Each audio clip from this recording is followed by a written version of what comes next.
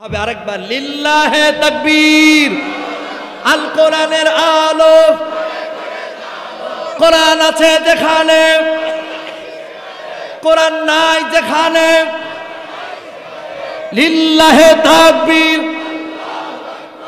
আজকের মাহফিল মধুগাড়ির মাহফিল, গরুস্থানের মাহফিল কবুল হোক, কবুল হোক, কবুল হোক গরুস্থানের মাহফিল। লিল্লাহে তাকবীর, লিল্লাহে তাকবীর। নারে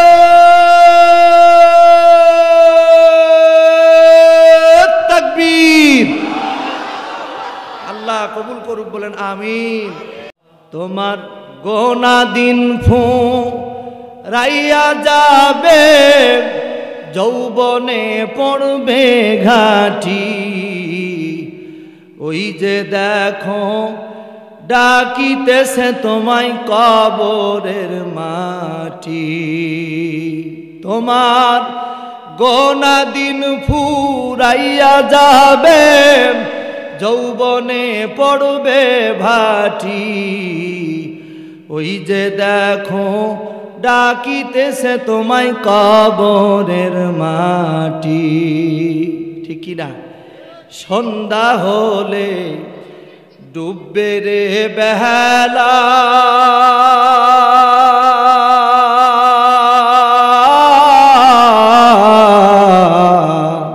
ঠিক কি না বলেন? সন্ধ্যা হলে ডুববে রে বেহালা,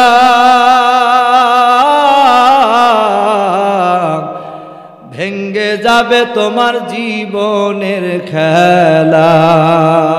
কারে তুমি দিবা ধমক, কারে তুমি দিবা ধমক, কার মাথায় ভাঙবা লাঠি। ওই যে দেখো ডাকিতেছে তোমায় কবরের মাটি। লা ইলাহা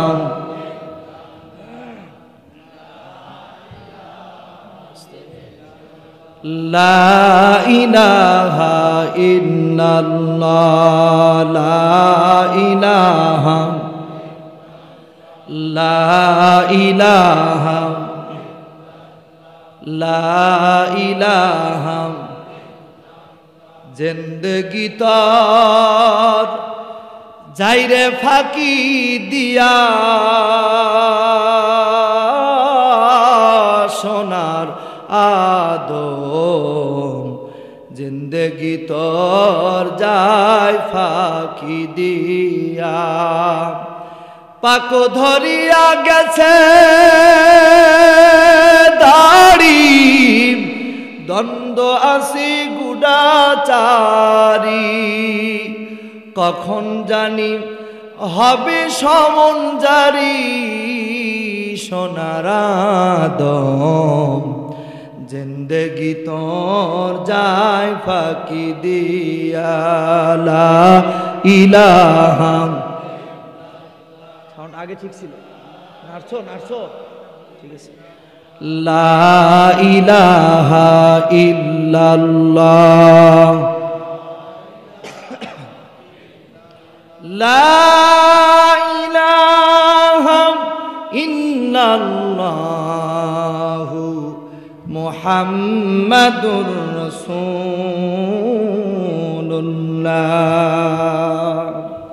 সাল্লাল্লাহু আলাইহি সাল্লাম। আলহামদুলিল্লাহ, আলহামদুলিল্লাহ ওয়া কাফা ওয়া সালামু আলা ইবাদিল্লাহিল মুস্তাফা। মাবাদ।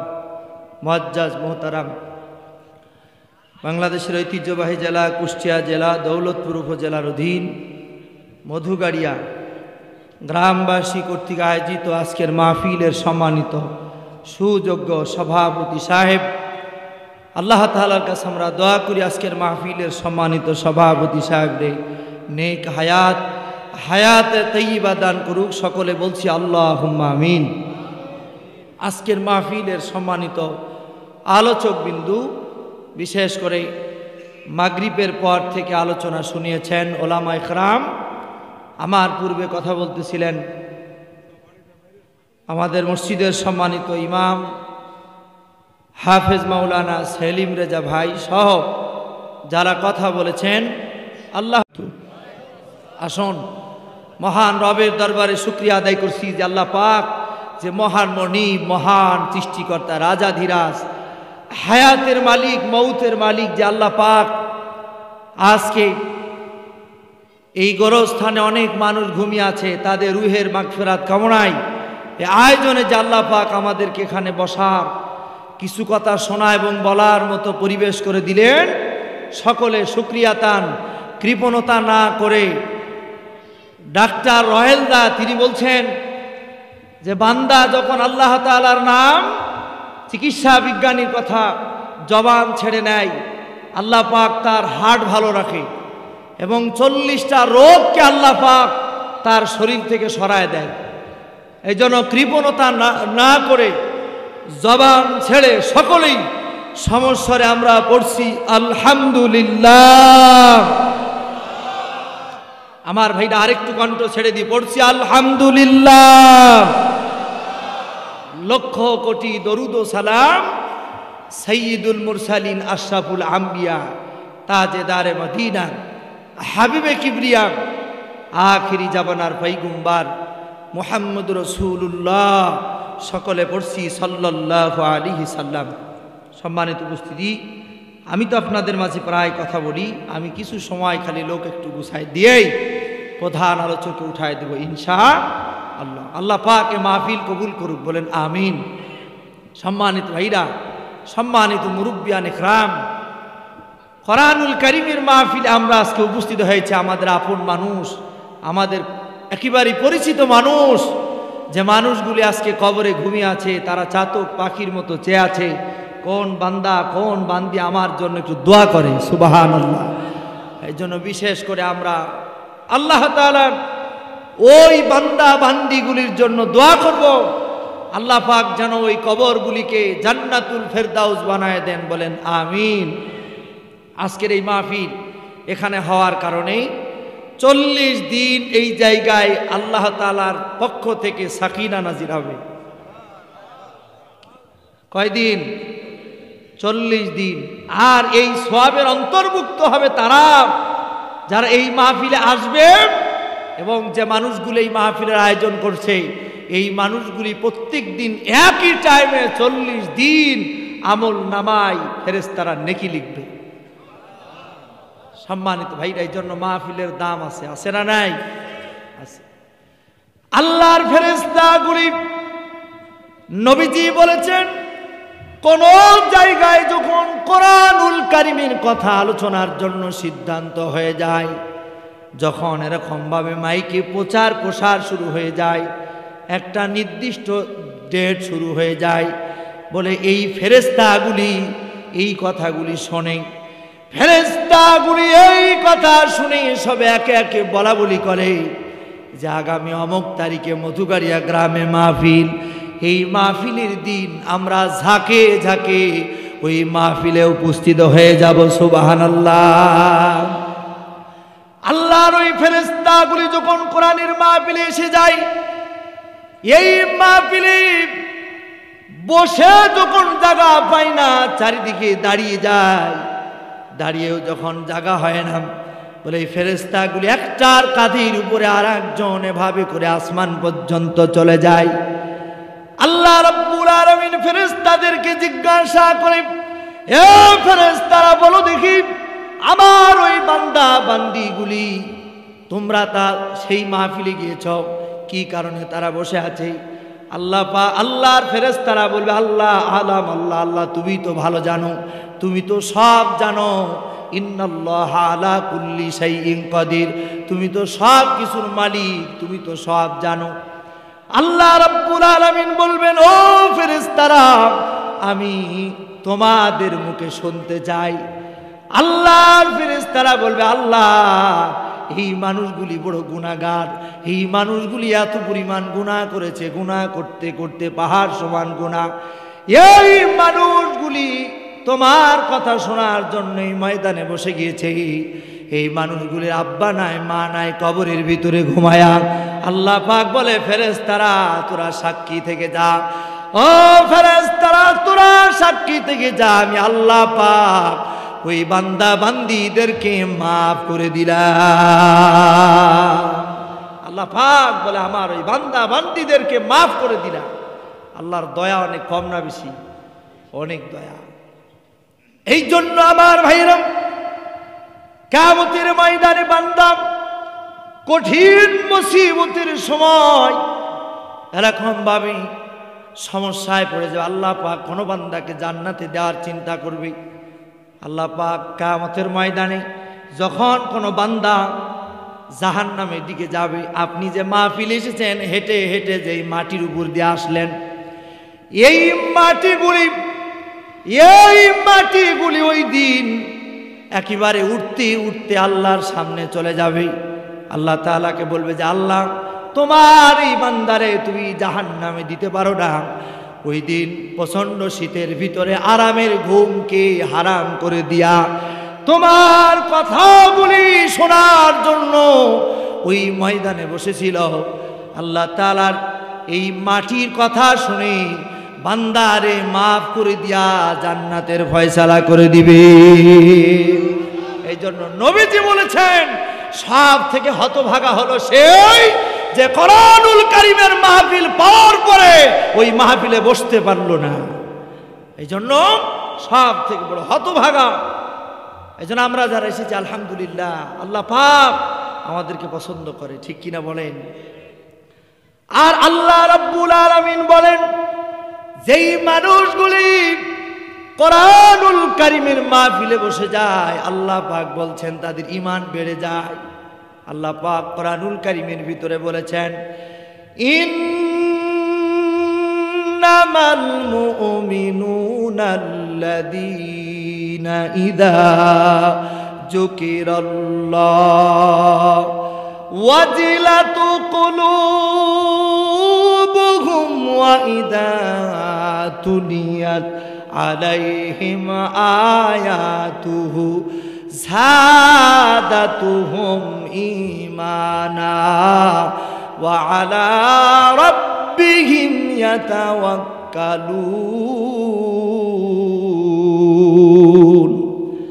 আল্লাহ পাক বলছেন ইন্নামাল মুমিনুনাল্লাযীনা ইযা যুকিরাল্লাহ, নিশ্চয় মোমেনদের সামনে যখন আল্লাহর জিকিরের কথা হয়, আল্লাহর আয়াতগুলি যখন বলা হয়, যাদাতুহুম ঈমানা, বলে ওই মোমেনদের ঈমান বাড়ায়া দেয়। কে? জোরে বলেন তো কে? আল্লাহ পাক। আল্লাহর নাম নিতে কষ্ট হয়? আল্লাহর নাম নিলে আল্লাহ খুশি হয় না বেজার হয়? একটু হাত গলা সবাই উঠান তো দেখি, লিল্লাহে তাকবীর। সবাই হাত এরকম নড়ান, হাত নড়ান। আল্লাহর নাম। পয়গম্বর বলছে শোনো, তুমি বাঁচতে পারবা না, ফেরেশতা তোমার কাছে যাবেই, মৃত্যু থেকে তুমি বাঁচতে পারবা না। কয় না, আপনি আমার একটু নিরিবিলি এলাকার ভিতরে পাঠায় দেন। আপনার কথা তো বাতাস শোনে, বাতাসকে অর্ডার করেছে পয়গম্বর সুলাইমান। এই বাতাসের অর্ডারে এক নিরিবিলি এলাকার ভিতরে যে বেচারাকে নামায় দিয়েছে, নামায় দিয়েই দেখে যে সামনে আজরাইল। কোথায় আজরাইল? সামনে ওই জায়গায় আজরাইল। আজরাইল কয় এবার রুহু নেবে। কি নেবে? রুহু। আমার ভাই, যেন মৃত্যু থেকে কেউ বাঁচতে পারবে না, কেউ বাঁচতে পারবে না। এই জন্য মরণটা যদি আল্লাহ রাস্তায় হয়, মরণটা যদি আল্লাহর দ্বীনের উপরে থেকে হয়, সেই তো সব থেকে সৌভাগ্যবান, ঠিক কিনা বলেন? সাহাবীরা জীবন দিয়েছেন একমাত্র আল্লাহর সন্তুষ্টির জন্য, নিজের জীবনটা তরবারির সামনে পেতে দিতেও মোটেও ভয় করে না। সুবহানাল্লাহ বলেন। কারণ তারা জানতো যে মরতে দেরি হবে, জান্নাতে যেতে দেরি হবে না। এই জন্য আমার ঈমান যদি ঠিক থাকে, মরণকে কেউ ভয় পাবে না, ঠিক কিনা বলেন? আমার ভাইরা, এই জন্য ছোট্ট একটি ঘটনা আপনাদেরকে শোনাই। রোম পারস্য, রোমের বাদশাহ যখন একজন জালেম বাদশাহ, এই রোমের বাদশাহ 3 জন মুসলমানকে গ্রেফতার করেছে। বলেন কয়জন? আর 3 জন মানে 3 ভাই। এরা কয় ভাই? 3 ভাই। এই 3 ভাইকে রোম পারস্য এই বাদশাহ তার এই তিনজনের ভিতরে একজন যুবকের সুন্দর চেহারা, দেখতে খুবই সুন্দর। তিনজন তিন ভাই যখন রাজদরবারে নিয়েছে, রাজদরবারে নেওয়ার পর বলে, শোনো তোমরা তিনও ভাই কালিমা পড়ে মুসলমান হয়েছ, তোমরা লা ইলাহা ইল্লাল্লাহ বিশ্বাস করো। তোমাদের তিনও ভাইকে বলতেছি যে তোমরা ওই আব্দুল্লাহর বেটা মুহাম্মদ ওই তাওহীদের দাওয়াত তোমরা ছেড়ে দাও। বলে ওইটা ছেড়ে দিয়া তোমরা খ্রিস্টান ধর্ম গ্রহণ করো, খ্রিস্টান ধর্ম। এই তিন ভাই বলতে যে, বাচ্চা হুজুর শুনুন, আমাদের জীবন চলে যাবে তো আমরা কোনো বাতিলের কাছে মাথা নত করব না, আর যে কালিমা পড়েছি লা ইলাহা ইল্লাল্লাহ, জীবন চলে যাবে তো এই কালিমা আমি ছাড়ব না। সুবহানাল্লাহ। তুই মরণের পরে বুঝতে পারবি, ঠিক কিনা বলেন? মরণের পরে বুঝতে পারবি এ কালিমার কি যে দাম, লা ইলাহা ইল্লাল্লাহু বলো রে অবুঝ মন। এই তিন ভাই বলতেছে জীবন চলে যাবে তো আমরা বাতিলের কাছে মাথা নত করব না, আর ওই খ্রিস্টান ধর্ম আমরা গ্রহণ করব না। পার্শ্বে উজির সাহেব বলতেছে, বাচ্চা হুজুর এভাবে করে হবে না, এই তিনজনকে অবশ্যই ধর্ম থেকে তাদেরকে এরকমভাবে নিয়ে আসতে হবে আমাদের ধর্মে, এভাবে করে কাজ হবে না। বাচ্চা হুজুর ইনাদেরকে এরকমভাবে শাস্তি দেওয়ার জন্য কোনো ব্যবস্থা করা হোক। আমার ভাইরা খুব মনোযোগ লাগান, তিনজন আল্লাহর বান্দা এই যুবকদেরকে শাস্তি দেওয়ার জন্য বাচ্চা হুজুর বলল, তাহলে ঠিক আছে, আমার রাজ দরবার থেকে যে তেল আছে তেল নিয়ে আসা হোক। এবার এই তেল নিয়ে আসার পর এই তেলকে কেউ বলেছেন 3 দিন, কেউ বলেছেন 4 দিন, 3-4 দিন এই তেলকে জ্বালানো হলো। বলেন তো 3-4 দিন যদি কোনো তেলকে জ্বালানো হয়, এই তেলটা পুড়তে পুড়তে কালো আকৃতি ধারণ করবে। কথা বলেন ঠিক কিনা? আমার ভাইরা খুব ভালো করে খেয়াল করুন, এই তিনজন যুবক এই তেল জ্বালানো সব দৃশ্য দেখতেছে। দেখার পরে বাচ্চা হুজুর বলে, শোনো তোমরা আব্দুল্লাহর বেটা মুহাম্মদ ওই কালিমা ছেড়ে দাও। আর তিনজন বলে আমরা জীবন দিয়ে দিব তো কালিমা ছাড়বো না। এবার তিন ভাইয়ের ভিতরে এক ভাইয়ের এরকম ভাবে শুলে চড়াইয়া এই তেলের উপরে মাথা এরকম উল্টা করে এরকম ভাবে ধরেছে। ধরার পর এরকম ভাবে বলছে, এখনো সময় আছে, ওই মুহাম্মদের দিন ছেড়ে দাও, তাহলে এই তেলের ভিতরে তাহলে আমি ফেলবো না। আমার ভাইরা যেই ছোট ভাইটারে তেলের ভিতরে ফেলার জন্য উল্টা করে ধরেছে, এই ভাইটা মুস্কি মুস্কি হেসে বলে, ভাই খবরদার খবরদার, আল্লাহর জান্নাত আমাকে হাতছানি দিয়ে ডাকতেছে রে ভাই, খবরদার খবরদার, তুমি এই জালেমের কাছে মাথা নত করবে না। সুবহানাল্লাহ। উলাইকা ইয়ারজুনা রাহমাতাল্লাহ ওয়াল্লাহু গফুরুর রহিম।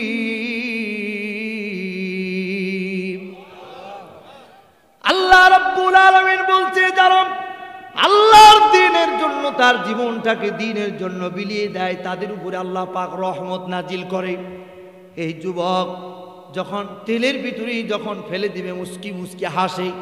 বাদশাহ হাসি দেখে বলেন, তো রাগ বাড়বে না কমবে?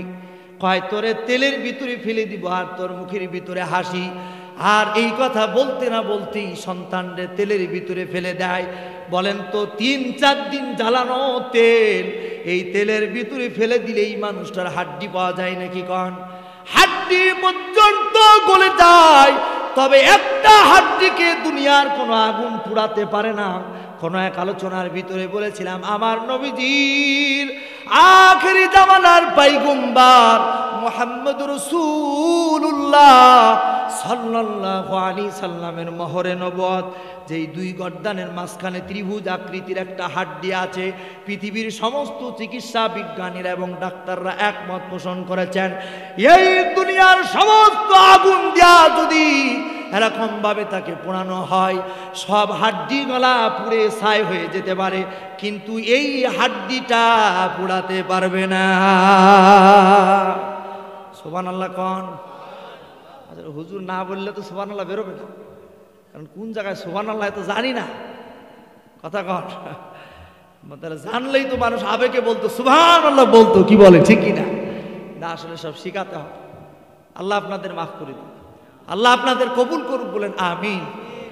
অনেক মানুষ এসেছে আল্লাহ পাক, শেহালা গ্রাম মধুগাড়ি ওই পশ্চিম পাড়া থেকেও দেখছি অনেক মানুষ। আল্লাহ পাক এই গোরস্থানের মাটিতে যতগুলি মানুষ এসেছে আল্লাহ পাক সকলকে আজকের এই মাহফিলের খাতির আল্লাহ পাক মাফ করে দিক, বলেন আমিন। সম্মানিত ভাইরা আমার ভাইরা, এই যে একজন ভাইকে যখন ওই তেলের ভিতরে ফেলে দিল, এখনো দুইজন ভাই, এই দুইজন ভাই বলছে আমাদেরকে তিনজনকেও যদি আপনি তেলের ভিতরে ফেলে দেন আমরা কালিমা ছাড়বো না। সুবহানাল্লাহ বলেন। এরপরে দ্বিতীয় যেই ভাইটা, এই ভাইটারেও তেলের ভিতরে ফেলে দেয়, এরপরেও এরকম ভাবে তারা কালিমা ছাড়ে নাই, কালিমা ছাড়ে নাই। এবার 3 নম্বর যেই যুবক, এই যুবকের চেহারাটা অত্যন্ত সুন্দর। যখন তেলের ভিতরে ফেলে দেওয়া হবে, আসলে মানুষের চেহারার একটা সৌন্দর্য থাকে, কথা বলেন থাকে কি থাকে না? যেমন এই পৃথিবীতে সব থেকে আল্লাহ পাক যত নবী রাসূল, যত পয়গম্বর আল্লাহ পাক এই দুনিয়ার ভিতরে পাঠায়েছেন, সব থেকে সুন্দর কাঠামো, সুন্দর চেহারা দিয়ে পাঠাইছেন আখিরি জামানার পয়গম্বর মুহাম্মদ রাসূলুল্লাহ সাল্লাল্লাহু আলাইহি সাল্লামকে। বলেন সুবহানাল্লাহ। সৃষ্টির সেরা তুমি, এ বুকে রত্ন তুমি, তুমি যে মদিনার বুলবুল, তোমাকে চিনতে করিনি ভুল, হে রাসূল তোমাকে চিনতে করিনি ভুল। মারহাবা বলেন। আমার ভাইরা, সঙ্গীত শুনে কষ্ট হচ্ছে নাকি? সঙ্গীত ভালো হলে কোনো সমস্যা নেই, সঙ্গীতের কথা যদি ভালো হয় কোনো সমস্যা নেই। রাজশাহী এক সঙ্গীত শোনায়, আমার একজন 3000 টাকা হাদিয়া দিচ্ছে, তাই হুজুর সঙ্গীত খুব ভালো লাগে। ওই যে এরকম মনে হয় বলছিলাম, এক লালন সঙ্গীত, খাঁচার ভিতর আছি পাখি কেমনি আসে যায়, ঠিক কিনা বলে? এই বডিটা একটা খাসা, বডিটা একটা কি খাসা। আসলে এই যে কথা বলতেছি, এটা যদি বের হয়ে যায় বডির কোনো দাম আছে? আচ্ছা, কোন দিক দিয়ে বের হয়ে গেল কোনোদিন কি টের পাইছেন? পান নাই? কষ্ট হচ্ছে আপনাদের? 8 কুঠুরি 9 দরজা, মধ্যে মধ্যে ঝরকা কাটা, আবার তার উপরে সদর কুটা, পাখি কেমনে আসে যায় খাসার ভিতর আছি, পাখি কেমনে আসে যায়, ঠিক কিনা? আর অনেকে গায়ে আবার করে, ওই আসলাম তো লালন সঙ্গীত গায়, হুজুরকে লালন সঙ্গীত, লালনের লোক হয়ে গেল।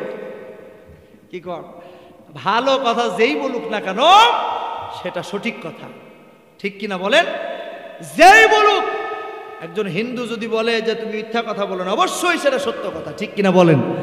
এই জন্য ভালো কথা যেই বলুক সেটাই কি সত্য কথা। কষ্ট হচ্ছে আপনাদের? পিছনে আলহামদুলিল্লাহ দেখেছি প্যান্ডেল খুলে দেওয়া লাগবে, আল্লাহ পাক কবুল করুক, বলেন আমিন। হ্যাঁ তাই, হ্যাঁ মায়েদেরকে বলবো, মা সামনে যার যতটুকু জায়গা আছে সব জায়গা পুরা করে বসে যায়, আল্লাহ পাক কবুল করুক, বলেন আমিন। এই গোরস্থানে একদিন আমরা আসবো, আজকের এই মাহফিল যেন আমার আপনার জন্য নাজাতের কারণ হয়ে যায়, বলেন আমিন। আমরা এই গোরস্থানে আল্লাহ পাক যেন শান্তির সাথে আমরা ঘুমাতে পারি। কি বলেন? এ আশা আছে না নাই? আমার দুই নয়নে অনন্ত ঘুম দে ধুয়ায়া দে, মাটির বিছানায় তোরা দে গড়ায়া দে। ঠিক কিনা বলেন? এই জন্য এই মাটির বিছানায় একদিন আমাদেরকে গড়ায়া। সম্মানিত ভাইরা আমার, সময় প্রায় শেষের পথে। আমার ভাইরা, যেই কথাটি বলতেছিলাম আমি শেষ করি।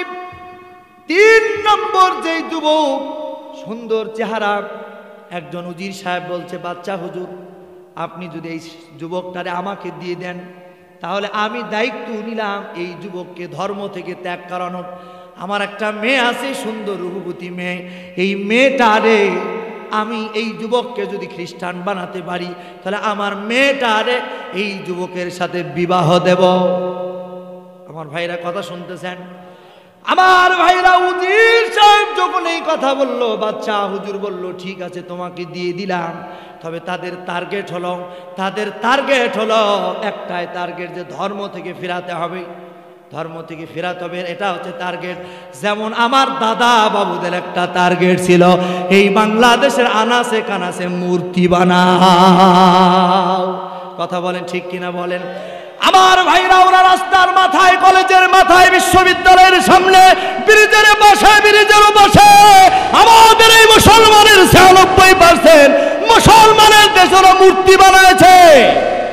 কথা কন না কেন?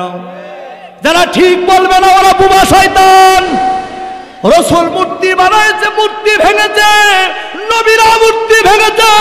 এই জন্য আল্লাহ পাক কাল বিলম্ব না করে ওই মূর্তি আমার ছাত্র ভাইরা ভেঙ্গে ওই মূর্তির উপরে প্রসাব করে দিয়েছে। কথা কন ঠিক কিনা? কারণ মুসলমানেরা কোনোদিন মূর্তি বানাতে পারে না। ওই মোদি জানে যেই জায়গায় মূর্তি বানানো হয় ওই জায়গায় আল্লাহর ফেরেশতা থাকে না। এই জন্য মোদি কয়, তুমি বানাও, টাকা লাগলে আমি আসি। কথা কন না কেন? মূর্তির পক্ষে না বিপক্ষে? আমরা কি রাজনীতি করলাম না? মুসলমান কোনোদিন মূর্তি বানাতে পারে না। আবার অনেকে কয়, হুজুর ইন্ডিয়ার বিরুদ্ধে এত কথা বললেন, ওরা বহু লোক। আমরা বলি, মিয়া তোমাদের ইমান তো একেবারেই দুর্বল। একদিন এক মাহফিল একজন করছে, হুজুর ইন্ডিয়া তো এত জনগণ প্রসাব করে দিলেই তো বাংলাদেশ ভেসে যাবে। আমি বলি, তোমার ইমান তোমার কাছে আর আমার ইমান আমার কাছে। বলেন তো সব কিছুর মালিক কে? 2 আঙ্গুল খাড়া করে বলেন তো কে? কার কার বিশ্বাস আছে? হাত তুলে বলেন সব কিছুর মালিক কে? আল্লাহ পাক যদি সব কিছুর মালিক হয়, ওদের পোশাককে যদি আমার আল্লাহ বন্ধ করে দেয়, ও যন্ত্রণায় ছটফট করতে। এজন্য মূর্তি দেখে আমরা ভয় পাই না, কারণ মোমেনদের সাথে থাকে আল্লাহ আর ওই মুশরিকদের সাথে থাকে শয়তান। ইন্না শয়তানা কানা দুব্বুল মুবিন, ইন্না শয়তানা কানা দাঈফা। আল্লাহ পাক কোরআনে বলেছে শয়তানের ষড়যন্ত্র দুর্বল। কি কষ্ট হলো আপনাদের? বেজার হয়েছেন? আমি কিন্তু কোনো রাজনীতি করি নাই। আমি মুসলমান, কোনোদিন মূর্তির পক্ষে থাকতে পারি না। আমার ভাইরা মনোযোগ লাগান। এই যুবককে ওই যে উজির সাহেব, তিনি এরকম ভাবে শুনছেন আমার কথা। উজির সাহেব নিয়ে গেছে, নিয়ে যাওয়ার পর এক ঘরের ভিতরে ঢুকায়ছে। এবার তার যে রূপবতী মেয়েটা, এই মেয়েটা তার ঘরের ভিতরে ঢুকায় দেয়। মেয়েকে বলছে, মেয়েরে শোনো, তুমি তাকে কুপ্রস্তাব দিবা, তার সাথে তুমি আনন্দ করবা আর তাকে ধর্ম থেকে ত্যাগ করাবা। কিন্তু আল্লাহর বান্দা ঘরের ভিতরে ঢোকার পর আল্লাহ পাকের কুদরতি কদমে সিজদা লাগায় দেয়।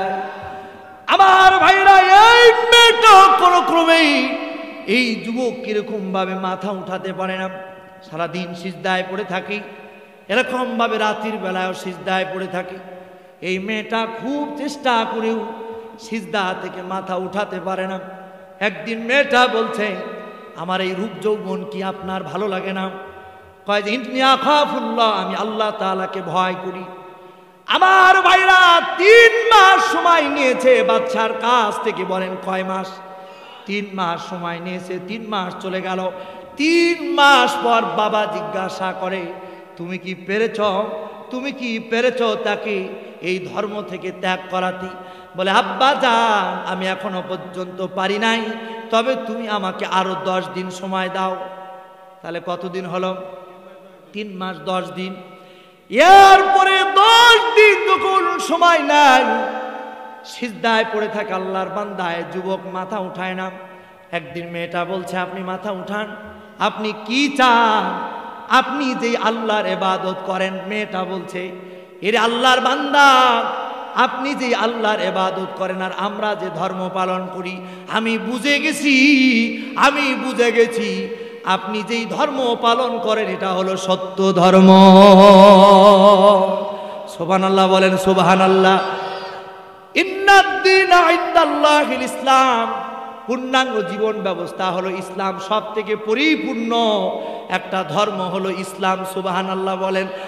এই ধর্মের ভিতরে আল্লাহ পাক গোটা সব কিছু দিয়ে দিয়েছে। এই মেয়েটা বলছে, শুনুন, আপনি যদি চান তাহলে আপনাকে আমি বাবার চোখকে ফাঁকি দিয়া ছেড়ে দেব। আল্লাহ পারে কি পারে না? কয়, বাবার চোখ কি ফাঁকি দিয়া আমি ছেড়ে দেব, তুমি চলে যাবা। যুবক যখন চলে যাওয়ার কথা বলেছে, খুব ভালো করে বোঝেন, একটা মানুষ 3 মাস এক ঘরের ভিতরে থাকলো, বলেন তো একটু মায়া জন্মায় কি জন্মায় না? একটু ভালোবাসা, একটু প্রেম। কিন্তু এই প্রেম আর ভালোবাসা ছিল আল্লাহর জন্য। সুবহানাল্লাহ বলেন। আবার যুবকেরা তোমরা ভাইবো না, তাহলে ওরা প্রেম করেছে, নাউজুবিল্লাহ। তোমাদের প্রেম আর তাদের প্রেম আকাশ আর পাতাল পার্থক্য। তোমাদের প্রেম তো কচুর পাতার পানির মতো, সকালে একটা বিকালে আর একটা। কথা বলেন ঠিক কিনা? মেসেঞ্জারে আইডি 4-5টা, এই প্রচন্ড শীতের ভিতরে লেপের মধ্যেও আমার যুবকেরা এরকম ভাবে মেসেঞ্জারে মোবাইলের মাধ্যমে কথা কয়, আছে না না?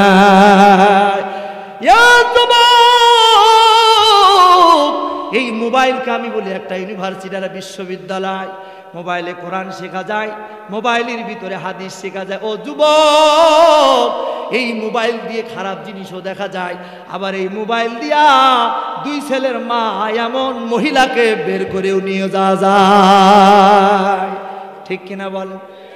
দেশে মোবাইল আইছে, চিঠি বন্ধ হইয়াছে, দিওয়ানা বানাইছে, পুলা মাইয়ার মনের কথা ভাসে বাতাসে। কথা বলেন ঠিক কিনা? পুলা মাইয়ার মনের কথা ভাসে বাতাসে। ওই দেখো পুলা মাইয়ার মন বাদা ফেসবুকে এখন, ওই দেখো পুলা মাইয়ার মন বাদা ফেসবুকে এখন, মোবাইলে সেটিং কইরা কাটায় সারাক্ষণ। যুবকরা বলো ঠিক কিনা বলো? আর এক করে বলবো, ওই দেখো মোবাইল পাইয়াম ওই মদনের মাইয়া কি কাণ্ড ঘটাইছে। বলবো, ছেলে মেয়েরাই খানা কি পালায়া গেছে, ছেলে মেয়েরাই কানা কি পালায়া গেছে। বলেন তো আছে না নাই? লিল্লাহ তাকবীর। আসিবে কবে কেউ তো জানি না, আমি মরে গেলে আমায় তোরা ভুইলা যায় না, আমার মরণ আসিবে কবে কেউ তো জানে না। এই দুনিয়া চিরজীবন থাকার জায়গা না, অন্ধকার কবর যে আমার আসল ঠিকানা। আমায় রেখে সবাই চলে যাবে, সঙ্গী হবে না, আমার মরণ আসিবে কবে কেউ তো জানে না। আল্লাহুম্মা সাইয়্যিদিনা। আপনি যদি বাঁচতে চান আপনাকে আমি ছেড়ে দেব। কি করব? ছেড়ে দেব। কিন্তু এই মেয়েটার, এই যুবকের প্রতি বড় মায়া জন্মায় গেছে। সুবহানাল্লাহ বলে। মেয়েটা বলছে, আপনি যখন চলে যাচ্ছেন আমার খুব ইচ্ছা হয় আমি কালিমা পড়ব। সুবহানাল্লাহ বলেন। আমার খুব ইচ্ছা হয় আমি কালিমা পড়ে মুসলমান হব। তখন এই যুবক বলছে, হ্যাঁ তুমি যদি কালিমা পড়ে মুসলমান হতে চাও তাহলে আমার সাথে তুমি যেতে পারো। সুবহানাল্লাহ। যুবক বলছে, তাহলে তোমার এই বাবার রাজদরবার থেকে তোমার বাবার একটি তেজি ঘোড়া তুমি যদি নিতে পারো তাহলে আমরা এই ঘোড়া নিয়ে এখান থেকে রাতের আধারে চন্দ্রকে লক্ষ্য করে চলে যাব। কোন দিকে লক্ষ্য করে? চাঁদের দিকে তাকাও, দু চোখ যেদিকে যায় চলে যাব, কারণ আমি এখান থেকে কোনো পথ চিনি না। বলেন তো, দুনিয়ার কেউ যেটা দেখে না সেটা দেখে কে? আল্লাহ পাক সব কিছু দেখে। আল্লাহ পাক এই বান্দা বান্দির পথ চেনানোর জন্য আল্লাহ পাক সঙ্গী বানায় দিলেন। সুবহানাল্লাহ বলেন। আমার ভাইরা শুনে আপনি আশ্চর্য হয়ে যাবেন। আল্লাহর এই বান্দি একটা তেজি ঘোড়া এরকম ভাবে সংগ্রহ করল। রাতের বেলায় যখন সব মানুষগুলি ঘুমায় গেছে, রাতের বেলায় যখন আকাশের চাঁদ দেখা যায়, আমার ভাইরা ওই আসমানের তারকারাজিগুলি যখন ওঠে, আমরা তো তারকা দেখলে আলহামদুলিল্লাহ বলি না। যখন জ্যোৎস্না রাত হয়, বলেন তো দেখতে কতই না সুন্দর লাগে। কি সুন্দর! মাঝে মধ্যে স্ত্রীদেরকে নিয়ে একটু হাঁটতে হাঁটতে নদীর কিনারায় যাবেন, জ্যোৎস্না যেখানে আলো হয় সেখানে যাবেন, তাহাজ্জুদের সময় উঠবেন, স্বামী আর স্ত্রী ওযু করে। নবীজি আমার এই কাজটা করতেন। হযরতে আয়েশাকে নিয়ে একদিন এই মরুভূমির প্রান্তরে ঘোরে হযরতে আয়েশা বলে, ইয়া রাসূলুল্লাহ, আজকের তারকা গলা দেখে বড় মজা লাগে। সুবহানাল্লাহ বলে। আজকের এই তারকাগুলি দেখে বড় মজা লাগে, বড় সুন্দর লাগে। ইয়া রাসূলুল্লাহ, আপনার কাছে আমার একটা প্রশ্ন, বলেন তো হুজুর, আকাশের যে তারকা দেখা যায়, এই তারকার পরিমাণ কোনো আমল কোনো সাহাবীর আছে নাকি? হযরতে আয়েশার চিন্তা হলো যে তার আব্বার নাম বলবে। বলেন তো হযরতে আয়েশার আব্বার নাম কি? হযরতে আবু বকর সিদ্দিক রাদিয়াল্লাহু তাআলা। কিন্তু নবীজি আমার ওই দিন আবু বকরের নাম বলে না, হযরতে আয়েশাকে বলছে, ও আয়েশা শোনো, আকাশের ভিতরে যে তারকাগুলি দেখা যায়, এই তারকা পরিমাণ আমল, বরং এর থেকে বেশি আমল আমার উমরে। বউ খুশি না বেজার? বেজার। কেন বেজার? আমার ভাইরা, আপনি বউয়ের সামনে যদি শ্বশুরের প্রশংসা করবেন, দেখবেন বউ খুব খুশি। কথা কয় না কেন? বউয়ের সামনে যদি তার ভাইয়ের প্রশংসা করেন, খুব খুশি। আর দেখবেন আপনি যদি আপনার ভাই আপনার আত্মীয়র প্রশংসা করেন, সব বউ এরকম না, অনেক বউ আছে ওর মুখখানা হুতুম পেশার মতো হয়ে যায়। আছে না নাই? হুতুম পেশার মতো, একেবারে সামসিকার মতো দেখা যায়। আমার মায়েদেরকে বলি, ও মা, তোমরা আবার রাগ করো না মা। এরকম ভাবে আমার নবীজি বললেন, আয়েশা রে, তোমার মনটা বড় খারাপ হয়েছে, আমি বুঝেছি। এরে আয়েশা, তুমি তোমার আব্বার কথা বললে তুমি খুব খুশি হয়ে যেতে, আমি জানি। আমার নবীজি বললেন, এরে আয়েশা,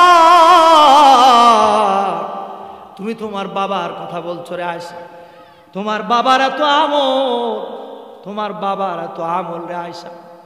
আমি যখন মক্কা থেকে মদিনায় হিজরতে যাই, ওই গারে সুর গুহার ভিতরে যখন আশ্রয় নি, এরে আয়েশা শোনো, ওই গর্তের ভিতরে গুহার ভিতরে যত ছোট ছোট গর্ত ছিল, এই গর্তগুলি কি আমার আবু বকর নিজের জামা সিঁড়ি টুকরা টুকরা করে ঢুকায় দিয়েছে।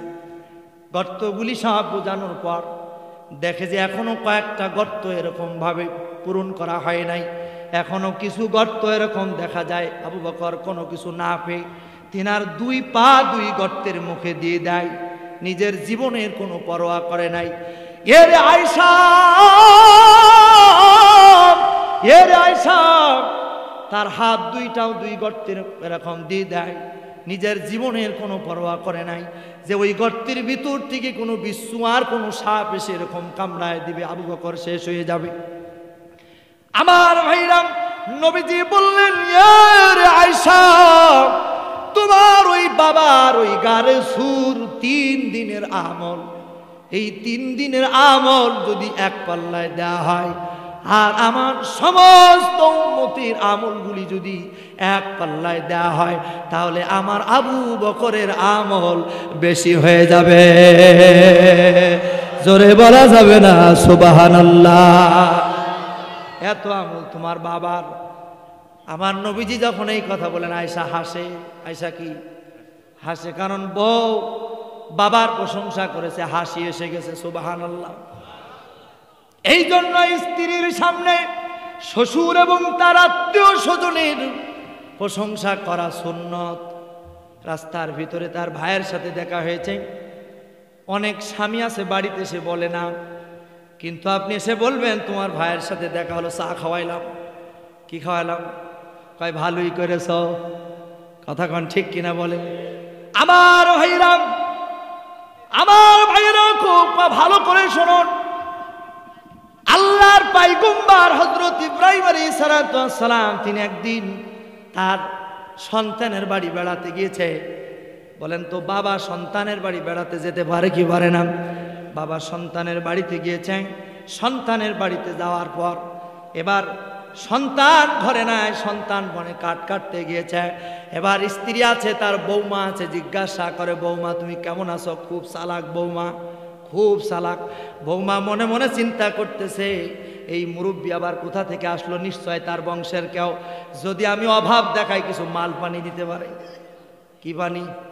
মানে সন্তান যদি অভাবে থাকে তাহলে বাবারা কিছু দেয় কি দেয় না? আমার ভাইরাম, এই বৌমা খুব চালাক। আল্লাহ ভাই বান্দি তোর থেকে আমি বেশি চালাক। সুবহানাল্লাহ বলেন। এরে বান্দি তোর চেয়ে আমি খুব বেশি চালাক। মাকারাল্লাহু খায়রুল মাকিরিন। আল্লাহ পাক খুব বেশি চালাক। আল্লাহ পাক যখন এই কথা বলেছে, পয়গম্বর হযরত ইব্রাহিম আলাইহিস সালাম বৌমাকে বলে, বৌমা তোমাকে আমি একটা নসিহত করে যাই। এই যে আমি চলে গেলাম, আমার সন্তান আসলে বলবা তার ঘরের চৌকাঠটা যেন পরিবর্তন করে। কি করে? ঘরের চৌকাঠ। আল্লাহর পয়গম্বর হযরত ইব্রাহিম আলাইহিস সালাম যখন চলে গিয়েছি, সন্তান কাঠ কেটে এরকম ভাবে আসলেন। কাঠ কেটে আসার পর যখন বাড়িতে আসলেন, বাড়িতে আসার পর এক নবী কিন্তু আর এক নবীর খবর জানে। সুবহানাল্লাহ বলেন। এক নবী আর এক নবীর খবর জানে। আমার ভাইয়ের একটা কথা মনে হলো, আল্লাহর আল্লাহর নবী, আল্লাহর হাবিব মুহাম্মদ রাসূলুল্লাহ সাল্লাল্লাহু আলাইহি সাল্লাম যখন তায়েফের মানুষগুলিকে দাওয়াত দিতে গেল, তায়েফের মানুষগুলি আমার নবীজিকে এরকম পাথর মারলো, এত পরিমাণ পাথর মারলো, পাথরের আঘাতে শরীর থেকে এত পরিমাণ রক্ত ঝরলো। রক্ত ঝরতে ঝরতে পায়ের জুতাটা এরকম রক্ত দিয়া জমাট বেঁধে গেছে। আমার নবীজি অজ্ঞান হয়ে গেছে। অজ্ঞান হয়ে নবীজি একেবারে অজ্ঞান হয়ে গেছে। আদ্দাস নামে একজন যুবক বলছে, ইয়া রাসূলুল্লাহ এই যে একটু আঙ্গুরের রস নিয়ে এসেছে, আপনি একটু খান। আমার নবীজি আঙ্গুরের রস খাইলেন।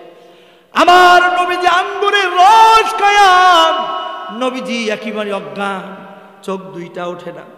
নবীজি চোখ উঠায়া আদ্দাসের চেহারার দিকে তাকায়। এরে আদ্দাস, এরে আদ্দাস, তোমাকে দেখে মনে হয় তুমি ইউনুস আলাইহিস সালামের এলাকার মানুষ। হযরতে আদ্দাস বলছি, ইয়া রাসূলুল্লাহ আপনি চিনলেন কিভাবে আমি ইউনুস আলাইহিস সালামের এলাকার মানুষ?